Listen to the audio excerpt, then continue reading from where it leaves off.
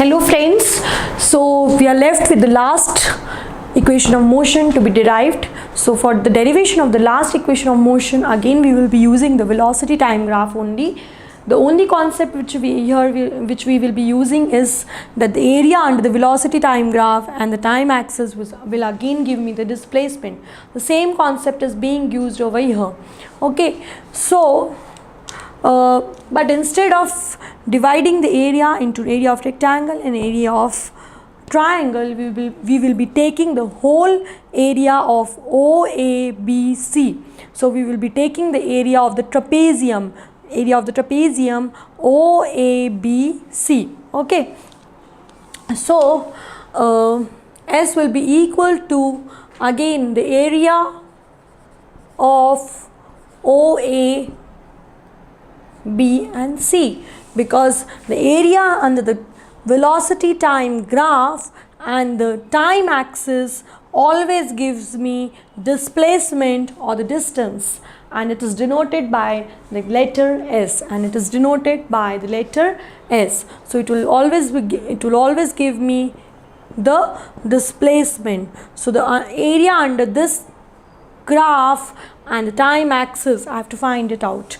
So S will be equal to area of OABC. So here I will straight away write area of trapezium OABC,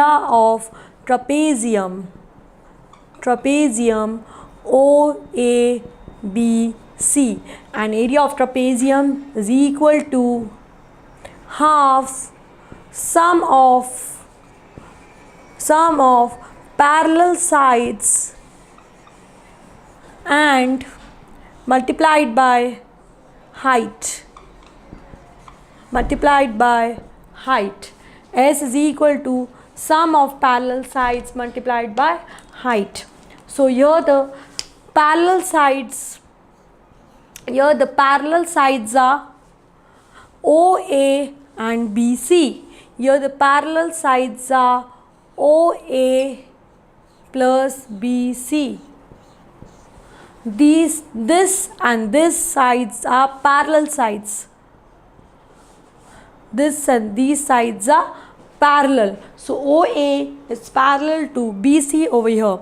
And height, what is the height? Height is OC.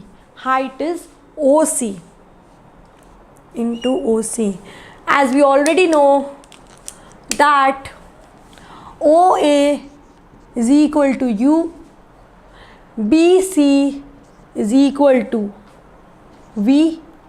Yes, BC is equal to V because B is the final velocity, final position, because my object is moving from A to B, and OA is the initial position and OA is the initial velocity. Okay, and then OC is the total time taken T.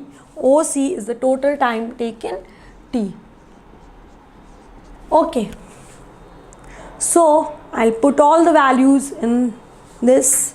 I'll be putting all the values in this. So my S will be equal to half OA is U plus V into T. Okay, now my first equation of motion was from first equation of motion. From first equation of motion, I am having V is equal to U plus AT. So from here my V minus U will be equal to AT, or I can say my T will be equal to V minus U upon A.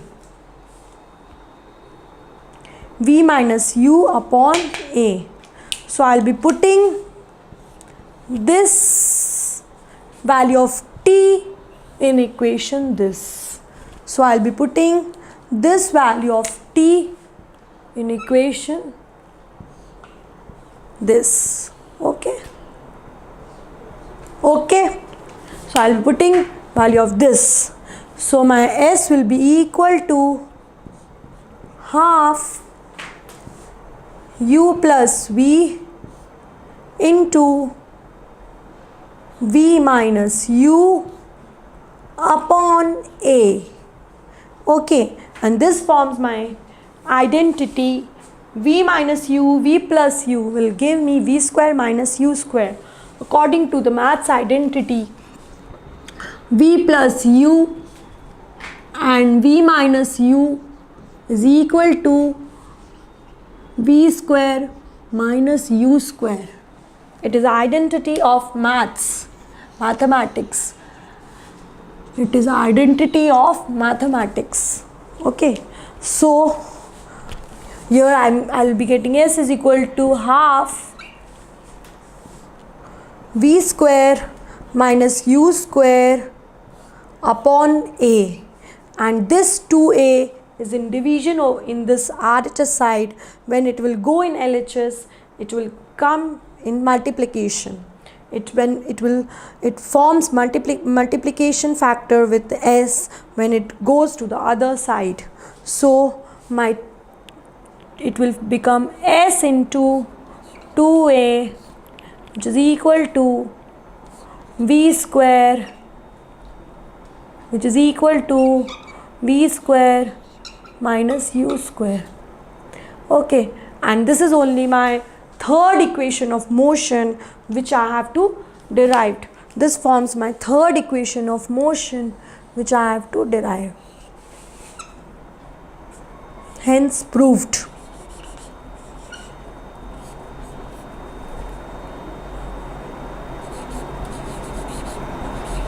Hence proved. Okay, so this forms my third equation of motion, and with this topic we have covered the derivation of equations of motion.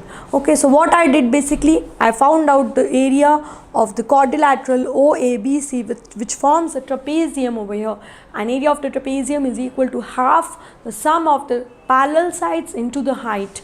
So here I found out OA plus BC, sum of parallel sides becomes OA plus BC, height becomes OC. So OA plus BC will be equal to U plus V into T, and then as already we know that from the first equation of motion, V minus U is equal to AT. So T will be equal to V minus U upon A. So I'll replace the value of T with V minus U upon A, and after solving it I'll be getting the value of the S is equal to 1 upon 2 V square minus U square upon A, and then I'll be taking the 2a to the other side and it becomes the multiplication factor. So I'll be getting 2as is equal to V square minus U square, which forms my third equation of motion.